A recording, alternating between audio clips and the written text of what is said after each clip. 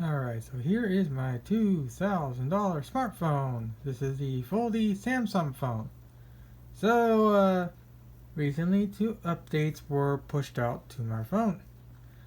I now have basically intermittent intermittent Bluetooth. It doesn't matter if I'm using my watch, the Samsung Galaxy S2, or my headphones. I got a pair of Soundcore. I got those about a month ago. They're basically brand new. And I have a pair of ball tones. Those were bought off Amazon. They're not being sold anymore. They're like 2 years old. Give me a second. Here are my ball tones. These things are very comfortable to wear. They have decent audio quality, though the internal battery on them is dying, so the Bluetooth and the noise canceling doesn't last as long. But luckily they have a headphone jack, so when the battery eventually does go kaputty, I can still use these as normal headphones, which is something you can't do with a lot of headphones these days, especially Bluetooth ones. And here are the Soundcore headphones I just bought about like a month ago. These have decent audio, though when you go to do the headphone jack, they're way too bassy for my liking. So unfortunately, to use these properly and have decent audio quality, I gotta have them powered. I don't know why that is. Some weird tuning issue with them, but it doesn't matter if I'm using this, my other headphones, or my Galaxy Watch 2 active thingamabob. Let me just show you what it is. And of course, the watch I was talking about, Active 2. It doesn't matter what Bluetooth device I use, I'll have them randomly disconnect over and over and over again. I have never experienced this problem before up until those 2 most recent updates. I have the August 1st update on this thing, and that seems to have basically bricked the Bluetooth. It seems to also brick the Wi-Fi, but I haven't used this thing that much because I went back to my V40. Even though my V40 is cracked and old, it's stable, consistent, and works. And yet, my $2,000 Fold phone had this Bluetooth and Wi-Fi basically bricked. And also, the screen is damaged. As you can see right here. I've only had this thing since June, so I've only had this thing for about a little less than a month. Luckily, I sprung for the $200 warranty thing from Best Buy, so more than likely I'm just going to end up getting another one of these. But I'm not impressed. I'm legitimately not impressed. Now, here's what makes it even worse. So, even though I don't use this as my main phone anymore, I still like the Fold3 action and whatnot. I want to be on the couch on my laptop and have this open and watch a YouTube video. So let's go and do that right now.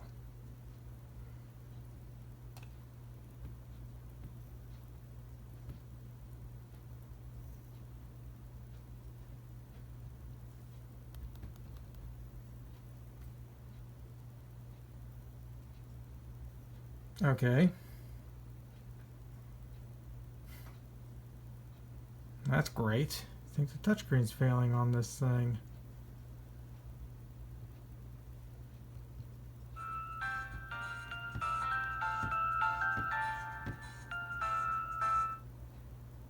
I'm trying to get this to go away, and it's not going away. Okay. You precisely 0 bones throughout the entire playthrough. However, I was also consistently told that the difficulty was extreme, but fair. It never pulled any kind of cheap tricks.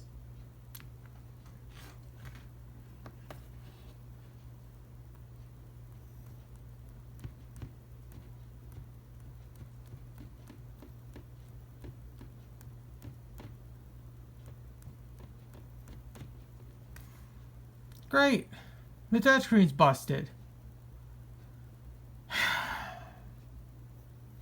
$2,000. I didn't even make it a month. $2,000, not even a month.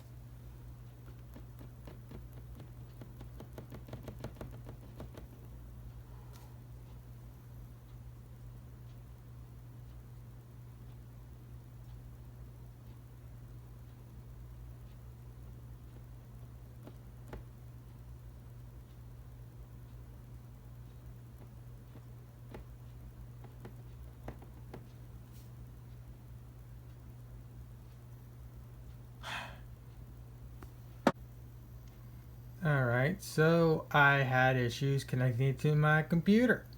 It has now decided to start connecting to my computer, though only my main. I want to actually pull my data onto my secondary,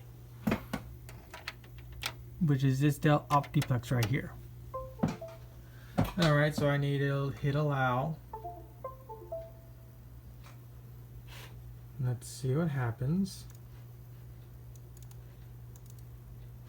Alright, so everything is connecting as it should. Why do I have two internal storage?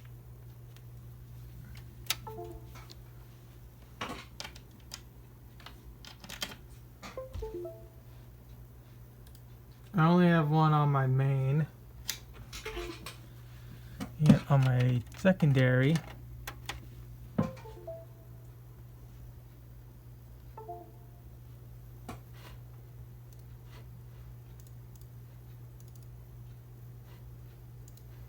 I have two. Why do I have two?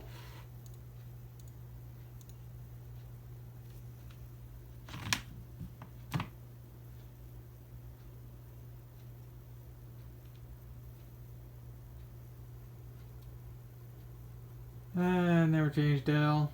Never change. Glorious Dell computer. The reason why it does is because it has a dual core Celeron. If I manage to eventually upgrade this thing to like an i5 or an i7, issues like this wouldn't happen. The reason why I'm starting the computer is I want to see if maybe there might be a Windows issue. Now yes, I can transfer my files to my main, but my main computer's front USB port is kind of busted. It will connect, but it's not stable. And that's kind of why I want to connect it to my secondary, because I know my secondary is stable and consistent, especially considering when it comes to the actual USB ports on this thing. I believe they're physically soldered onto the motherboard itself, if my memory serves correctly for this particular small form factor. But while we're here, there is another thing that I want to show. Let me see if I can show you. The main screen only goes this far now. The main screen is completely jammed.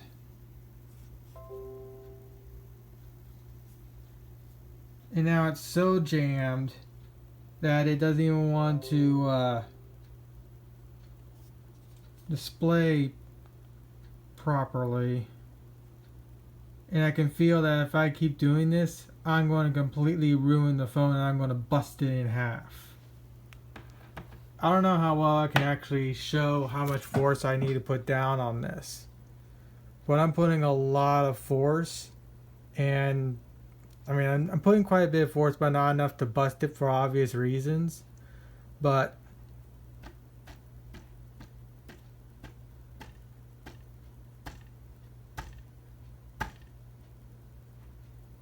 I finally got the main display to do something again. Oh, what joke is that? And yet, it's still only on this side of the display. It's not over here. Oh no, wait. There's something happening over there.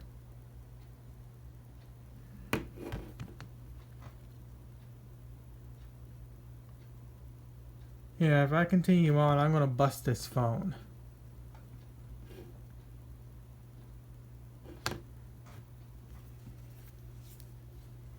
Granted, if I bust it on camera, they ain't gonna be doing they can't do anything about it.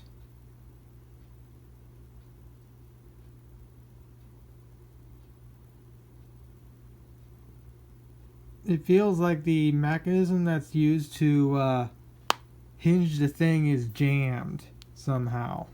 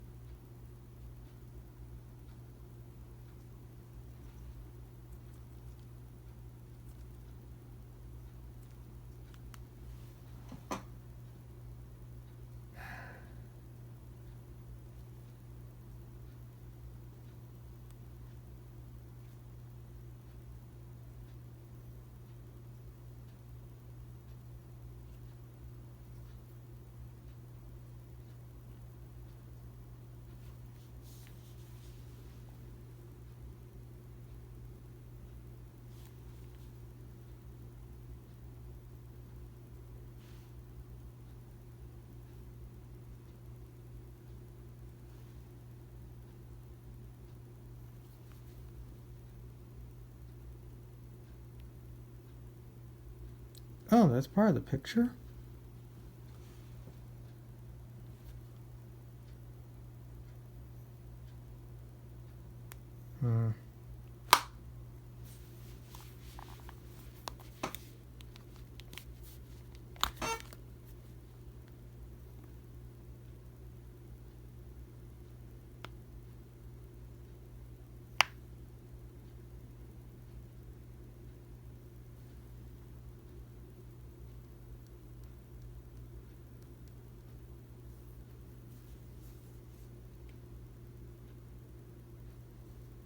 I don't know if you heard that pop, but I heard a pop.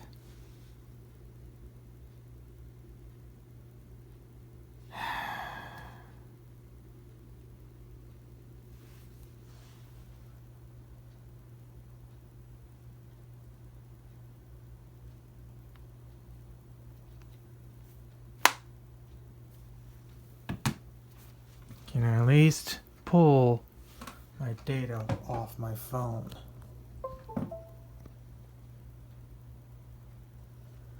Alright.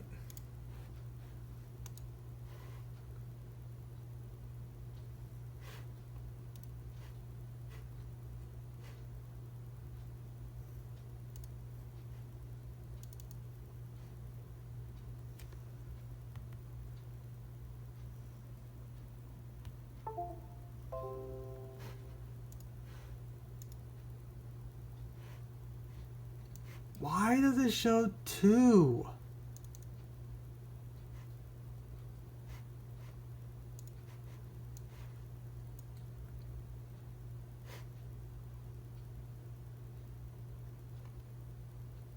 Luckily I don't have much to save, but still.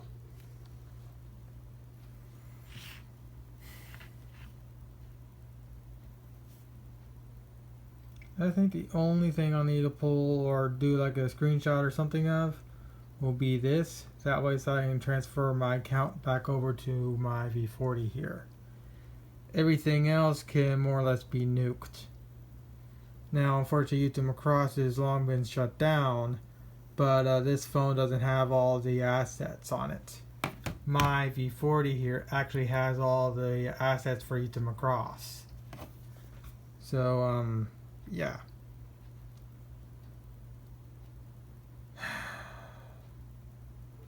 $2,000. What else am I supposed to say? $2,000 and the hinge just broke.